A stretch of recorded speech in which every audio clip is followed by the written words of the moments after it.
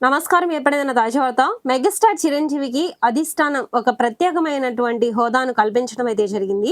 దీనికి సంబంధించినటువంటి వీడియో కంప్లీట్‌గా తెలుసుకోవాలి అనుకున్నట్లయితే స్కిప్ చేయకుండా చివరకు చూసి నచ్చితే లైక్ చేసి మన ఛానెల్‌ని సబ్స్క్రైబ్ చేసుకొని సపోర్ట్ చేస్తుండండి.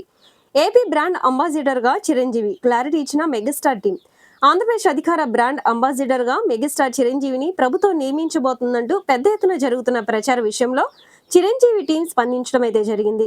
గతంలో గుజరాత్ పర్యటనకు రంగానికి అమితాబ్ బచ్చన్ వ్యవహరించిన తరహాలోనే ఏపీ పర్యాటక పెట్టుబడుల ప్రచారం కోసం చిరంజీవిని రప్పించేందుకు చర్చలు జరిగాయని, త్వరలోనే అధికారిక ప్రకటన వెలువడుతుందంటూ వార్తలు వైరల్ గా మారాయి.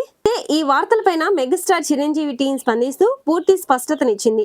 ఏపీ బ్రాండ్ అంబాసిడర్ గా చిరంజీవి నియామకం కానున్నారంటూ వస్తున్న వార్తలని కేవలం వదంతులు మాత్రమేనని, వాటిలో ఎలాంటి నిజం లేదని తేల్చి చెప్పింది.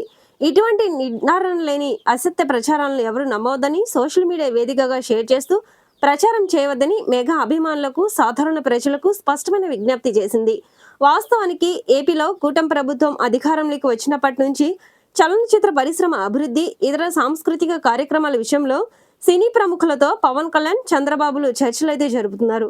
ఈ క్రమంలోనే అమితాబ్ బచ్చన్ మోడల్లో చిరంజీవిని ఏపీ బ్రాండ్ అంబాసిడర్ గా పెట్టాలని అనుకున్నట్లుగా కనిపిస్తుంది. ప్రభుత్వ వర్గాలు, సోషల్ మీడియా, ప్రజలు, ఫ్యాన్స్, ఇతర వర్గాల స్పందనను టెస్ట్ చేసేందుకే ఈ వార్తను లీక్ చేసినట్లుగా భావిస్తున్నారు. ఇప్పటికైతే ఈ బ్రాండ్ అంబాసిడర్ అంశానికి తెరపడినట్లే అనుకోవచ్చు.